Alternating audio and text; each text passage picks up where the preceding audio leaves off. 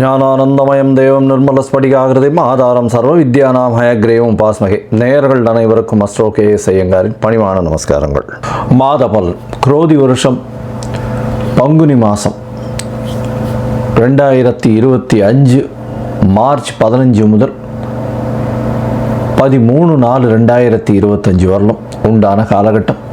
பொதுவாகவே மாத பலன் அப்படின்னு சொல்லும்பொழுது இந்த மாதத்தினுடைய கோள் சாரம் என்ன, இந்த மாதத்தில் வரக்கூடிய விசேஷ நாட்கள் என்ன அப்படின்றதையும், உங்களுக்கு எந்தெந்த நாட்கள் சந்திராஷ்டம நாட்கள் அப்படின்றதையும் வச்சு இந்த மாதத்தை சொல்லுவோம்.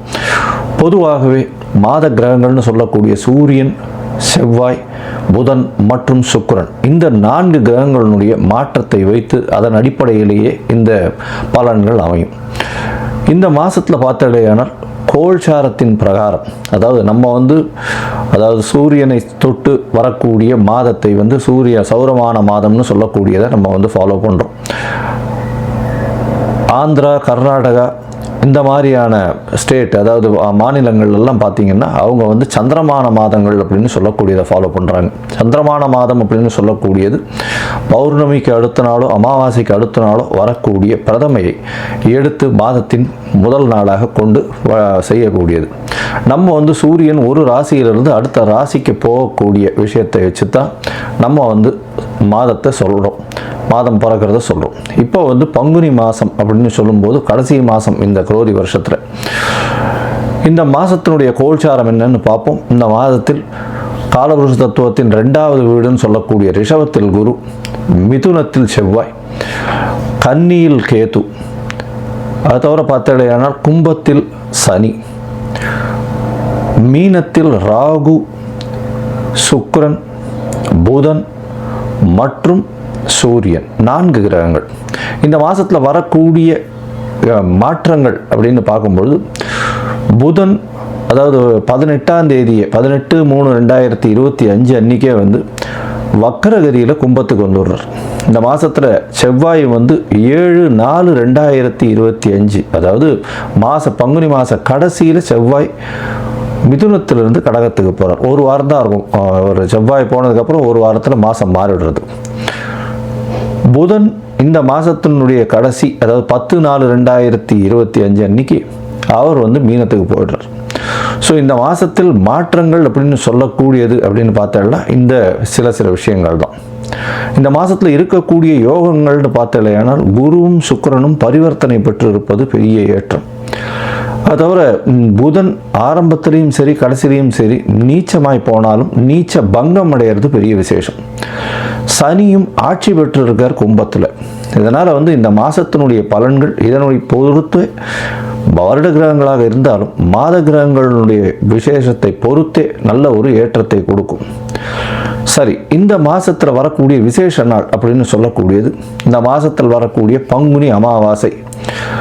பங்குனி அமாவாசைன்னு சொல்கிறது 29/3/2025 அன்னைக்கு சூரியனும் சந்திரனும் ஒரே பாகையில் ஒரே ராசியில் இருக்கும் பொழுது வரக்கூடியது பங்குனி அதாவது அமாவாசைன்னு சொல்கிறோம். 0 டிகிரி சூரியனும் சந்திரனும் இருக்கக்கூடிய காலகட்டம்.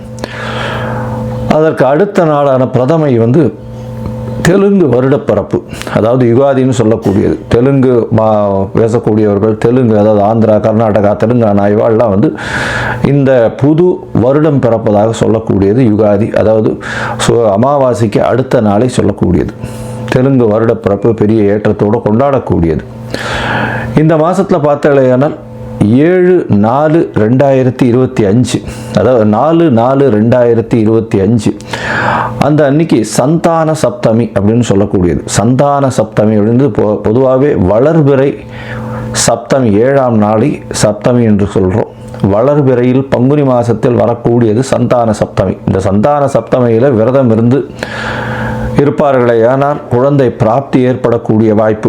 அதுவும் வெள்ளிக்கிழமையில் வரக்கூடிய சந்தான சப்தமியை கமல சப்தமின்னு சொல்கிறார். வெள்ளிக்கிழமையில் வரக்கூடிய சந்தான சப்தமிக்கு கமல சப்தமின்னு பேர். அந்த கமல சப்தமிக்கு ஒரே விசேஷம் என்ன அப்படின்னா, சூரியன் 7ஆவது நாளில் சப்தமியும் அதாவது பௌர்ணமி நிலவை நோக்கி செல்லக்கூடிய, அதாவது வளர்பிறையில் இருக்கக்கூடிய உங்களுக்கு சந்திரனும் இருக்கிறதுனால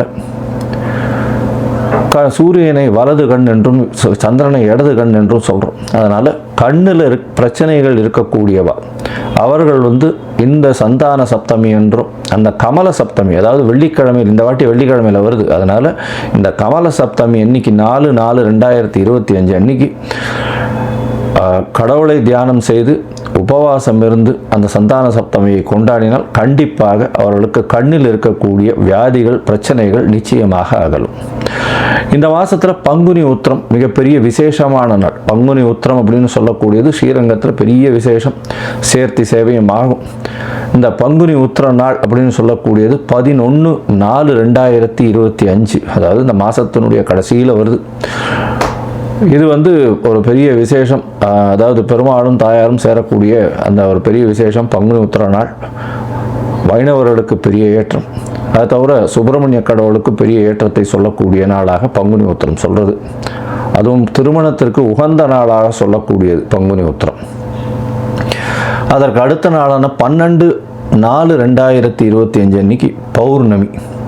பௌர்ணமின்றது சூரியனும் சந்திரனும் ஒருவருக்கொருவர் 180 பாகையில் இருக்கக்கூடியது. பௌர்ணமி யோகத்தில் பிறந்தவர்கள் நாடை ஆளுபவர்கள் அப்படின்ற அளவில் பௌர்ணமி யோகம் இருக்கக்கூடியது எப்பொழுதுமே. ஏன்னா சூரியனும் சந்திரனுக்கும் 2 பேருக்குமே ஒளி அதிகமாக இருக்கும். இரவும் பகலும் மொத்தமாகவே ஒளி இருக்கிறதுனால கூர்மையான புத்தி கூர்மை அதிகமாக இருக்கும். எந்த ஒரு விஷயத்திலும் அதாவது வெற்றியை நோக்கி, அவர்களுடைய இலக்கு வெற்றியை நோக்கி இருக்கக்கூடிய காலகட்டமாக இருக்கும். எல்லா விஷயத்திலையும் வெற்றி பெறக்கூடிய வாய்ப்புகள் மிகவும் அதிகம். இந்த பங்குனி உத்திரம் பௌர்ணமி இந்த மாதம் ரொம்பவும் விசேஷமான காலகட்டமாக அமைய போகிறது. சரி, இந்த மாதத்தில் ஒரு ராசிக்கும் மேஷம் முதல் மீனம் வரை எப்படி இருக்குது அப்படின்றத பார்க்கலாம். அதுக்கு முன்னாடி என்னுடைய மொபைல் நம்பர் கீழே ஸ்க்ராலிங்கில் வரும். உங்களுக்கு அஸ்ட்ராலாஜிக்கல் கன்சல்ட் தேவைப்பட்டதே ஆனால் நீங்கள் எனக்கு ஃபோன் பண்ணுங்க. உங்களுடைய date, time, place of birth, உங்களுடைய பெயர், தாய் தந்தையின் பெயர் இது வரலாம் அனுப்புங்க. என்னுடைய கட்டணம் என்னன்னு சொல்கிறேன். என்னுடைய கட்டணத்தை செலுத்திட்டு அதற்கு உண்டான யூடிஆர் நம்பர் ஷேர் பண்ணுங்க. உங்களுக்கு ஜாதகத்தை போட்டு சந்தி இருக்கான்னு பார்த்துட்டு, அதாவது பாத சந்தி, நட்சத்திர பாத சந்தி, லக்ன பாத சந்தி இதெல்லாம் இருக்கான்றதை முதல்ல பார்த்துட்டு உங்களுடைய ஜாதகத்தை போட்டு அதுக்கப்புறம் அப்பாயின்மெண்ட் தரேன். அதுக்கு ஏற்ற மாதிரி நம்ம அப்பாயின்மெண்ட்டில் பேசலாம். ஏன்னா எனக்கு வரக்கூடிய ஜாதகத்தில் பார்த்தீங்கன்னா 50லேருந்து 70 விழுக்காடு % 50 வயசுக்கு மேலே ஆனவாள்லாம் இந்த பின்ன நட்சத்திரங்களில் இருப்பா, அதாவது உடைந்த நட்சத்திரங்களில் இருப்பா. புனர்பூசம் 3ஆம் பாதத்தில் இருப்பா. அவள் புனர்பூசம் 3ஆம் பாதம் அப்படின்னு சொல்லிட்டு மிதுன ராசியை சொல்லிட்டு இருப்பா, ஆனால் கடகராசியில் இருப்பா. அதே மாதிரி மிருகசீரிஷம்னுவா, மிருகசீரிஷம் ரிஷபமா மிதுனமா மாறி இருக்கும். இந்த மாதிரி விசாக நட்சத்திரம் துலாமா இல்லை இது விருச்சிகமான்றது மாறி இருக்கும். இந்த மாதிரியான விஷயங்கள்னால அவளுடைய தசாபுக்தி அந்தரம் சூக்ஷ்மம் எல்லாமே மாறக்கூடிய வாய்ப்புகள் உண்டு. அதை தவிர பார்த்தோம்னா லக்ன சந்தியும் வந்துடுத்துலையானால் இந்த ஒரு லக்னத்துக்கும் ஒரு சுபர் பாவர் அசுபர் இதெல்லாம் இருக்கக்கூடிய வாய்ப்பு. அதனால் இவளுக்கு நல்ல நேரம் நடந்துட்டுருக்குன்னு நினச்சிட்டு இருப்பா, ஆனால் எந்த ஒரு விஷயமும் கைகூடி வராது. அது ஒரு மிகப்பெரிய பிரச்சனையில் போய் விட்டுருக்கும். அதனால் அவளுக்கே புரியாது. முதல்ல இந்த சந்தி இருக்கான்றதை செக் பண்ணிவிட்டு பார்த்துட்டு ஜாதகத்தை போட்டதுக்கு அப்புறம் தான் உங்களுக்கு நாங்கள் அப்பாயின்மெண்ட் தர முடியும். சரி, இப்போது பங்குனி மாதம் குரோதி வருஷம் மேஷம் முதல் மீனம் வரை 15/3/2025 முதல் 13/4/2025 வரை உண்டான காலகட்டத்தில் எப்படி இருக்குன்றதை ஒன்றொன்னா வருஷப்படுத்தி பார்க்கலாம். கும்பம், அவிட்டம், சதயம், பூரட்டாதி இந்த 3 நட்சத்திரம் 9 பாதங்களை கொண்ட ராசி. ராசியின் அதிபதி அப்படின்னு சொல்லக்கூடியவர் சனி பகவான் ராசியிலேயே இருக்கார். சனி ஆட்சி பெற்று போயிருக்கார். ஜென்ம சனி நடக்கிறது. இந்த காலகட்டத்தில் பார்த்தோம்னா உடல் உழைப்பு ரொம்பவும் அதிகமாக இருக்கும். மென்டல் ஸ்ட்ரெஸ்ஸு கொஞ்சம் அதிகமாக இருக்கக்கூடிய காலகட்டம். ஏன்னா ராசியில் சனி இருக்கார், சனியே ராசிநாதனாகவும் இருக்கார். அதனால் மென்டல் ஸ்ட்ரெஸ் இருந்தாலும் அது உங்களுடைய உழைப்பின் பலனாக நல்ல ஒரு ஏற்றத்தை கொடுக்கக்கூடிய காலகட்டம். எந்த ஒரு முயற்சியும் உங்களுக்கு வெற்றியை கொடுக்கக்கூடிய வாய்ப்புகள் நிச்சயமாக உண்டு. உங்களுடைய ராசிக்கு பார்த்தோம்னா தனஸ்தானத்தின் அதிபதினு சொல்லக்கூடிய குரு 4ஆம் இடத்துல இருக்கார். புதிய வீடு மனை வாங்கக்கூடிய பாக்கியம், தாயின் மூலியமாக நல்ல ஒரு ஏற்றம் கிடைக்கக்கூடிய காலகட்டமாக அமைய போகிறது. இந்த மாதம் பார்த்தீங்கன்னா பரிவர்த்தனை யோகம் வேறு அமையிறது. அதாவது உங்களுடைய ராசிக்கு 2, 4 அதிபதிகள் பரிவர்த்தனை யோகத்தில் இருக்கிறது பெரிய விசேஷம். இதன் மூலியமாக தனகாரகன் தனஸ்தானத்திலேயே இருக்கிறதும், அதனால் பண வரவுன்றது வந்து டேப்லேருந்து வரக்கூடிய எண்ணெய் மாதிரி எந்த ஒரு பிசுறுமே இல்லாமல் இருக்கக்கூடிய வாய்ப்புகள் ரொம்ப அதிகம். பணம் வந்துட்டே இருக்கும். ஆனால் உடல் உழைப்பும் மென்டல் ஸ்ட்ரெஸ்ஸும் ரொம்ப அதிகமாக இருக்கக்கூடிய காலகட்டமாக அமைய போகிறது. இந்த மாதத்தில் பார்த்தோன்னா உங்களுடைய ராசிக்கு 3ஆம் அதிபதினு சொல்லக்கூடியவர் 5ஆம் இடத்துல இருக்கார். 5ஆம் இடத்துல இருக்கிறது அப்படின்னு பார்த்தோன்னா உங்களுக்கு புதிய பதவி, புகழ், அந்தஸ்து, கௌரவம்லாம் வரக்கூடிய வாய்ப்பு. ஆனால் 5ஆம் அதிபதி 2ஆம் இடத்துல நீச்சம் பெற்று நீச்ச பங்கம் அடைகிறார். நீச்ச பங்கம் அடைகிறதன் மூலியமாக எல்லா விதமான ஏற்றமும் வரும். 5-8 அதிபதியான புதன் அது வந்து உங்களுக்கு வந்து நீச்ச பங்கம் அடைகிறதுனால இருக்கக்கூடிய வேலையில் டிரான்ஸ்ஃபர் கிடைச்சி அதில் ப்ரமோஷன் கிடைக்கக்கூடிய வாய்ப்பு, புதிய முயற்சிகள் எல்லாவற்றிலும் வெற்றி கிடைக்கக்கூடிய வாய்ப்பு, தாயின் உடல்நிலையில் நல்ல ஒரு ஏற்றம் கிடைக்கக்கூடிய காலகட்டம், தந்தையின் உடல்நிலையில் நல்ல ஒரு ஏற்றம் இருக்கக்கூடிய காலகட்டமாக அமைய போகிறது. பொதுவாகவே இந்த மாத கிரகங்கள் அப்படின்னு சொல்லக்கூடிய சூரியன், செவ்வாய், புதன் மற்றும் சுக்கிரன் இந்த 4 கிரகங்களுடைய மாற்றங்களை வச்சு தான் மாதத்தினுடைய பலன்களை சொல்லுவோம். இந்த மாதத்தில் பார்த்தாலேயானால் ராசிக்கு 7ஆம் அதிபதி 2ஆம் இடத்துல இருக்கார். குரு பரிவர்த்தனை யோகத்தில் வேறு சேர்ந்துருக்கு. பேச்சில் ரொம்ப ஜாகிரதையாக இருக்கும், அதுதான் நல்லது. ஏன்னா டக்குன்னு பேசக்கூடிய வாய்ப்புகள் உண்டு. பார்ட்னர்ஷிப் தொழில் மூலியமாக அதீதமான லாபங்கள் வரக்கூடிய, பணம் வரக்கூடிய வாய்ப்புகள் நிச்சயமாக உண்டு. குடும்பத்தில் கணவன் மனைவிக்குள்ள நல்ல ஒரு ஏற்றம் இருக்கக்கூடிய வாய்ப்புகள் நிச்சயமாக இருக்கும். படிக்கக்கூடிய மாணவர்களுக்கு பெரிய ஏற்றம் இருக்கக்கூடிய வாய்ப்புகள் நிச்சயமாக உண்டு. போட்டித் தேர்வில் நல்ல ஒரு வெற்றி கிடைக்கக்கூடிய காலகட்டமாக அமைய போகிறது.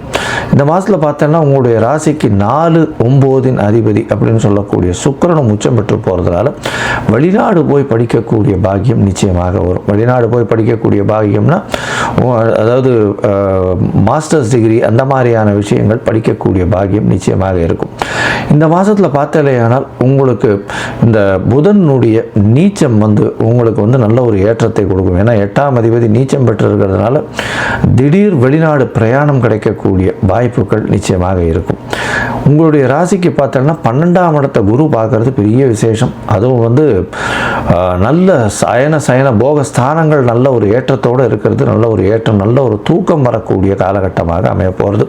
இதன் மூலியமாக உங்களுடைய உடல் நலம் நல்ல ஒரு ஏற்றத்தை கொடுக்கும். இருந்தாலும் மன அழுத்தம் நிச்சயமாக இருக்கும். எடுத்த காரியங்களில் ஒரு தடவைக்கு 2 தரம் 3 தரம் பண்ண வேண்டிய கட்டாயம் இருக்கக்கூடிய காலகட்டம்.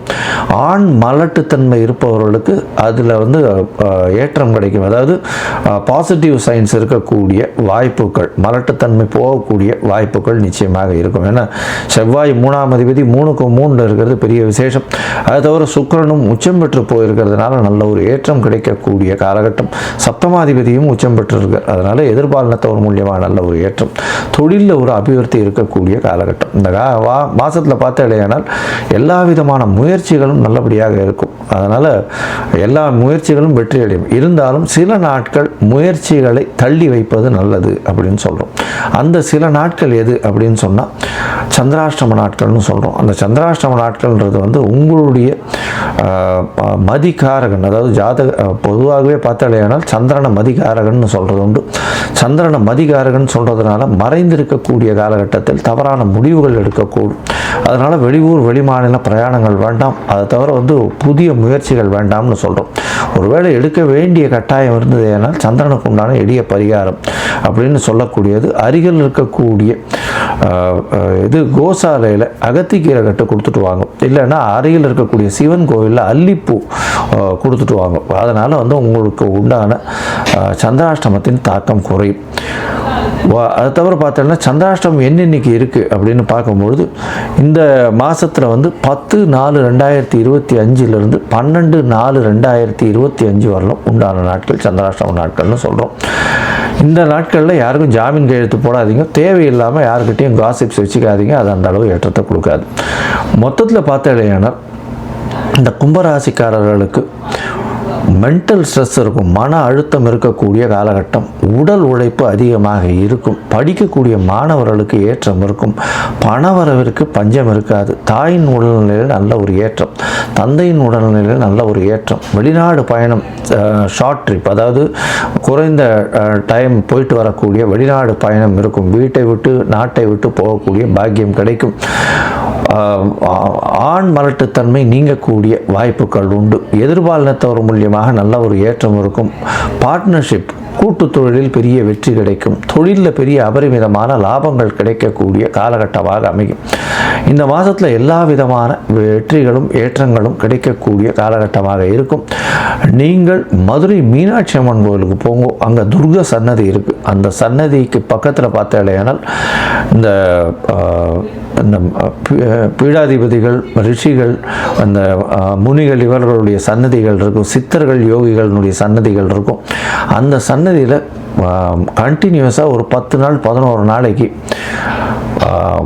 நெய் தீபம் ஏற்றிட்டு வாங்க. உங்களுக்கு நீங்கள் நினைத்த காரியங்கள் நினைத்த இடத்தில் நினைத்த நேரத்தில் நிச்சயமாக நடைபெறக்கூடிய பாக்கியம் உண்டு.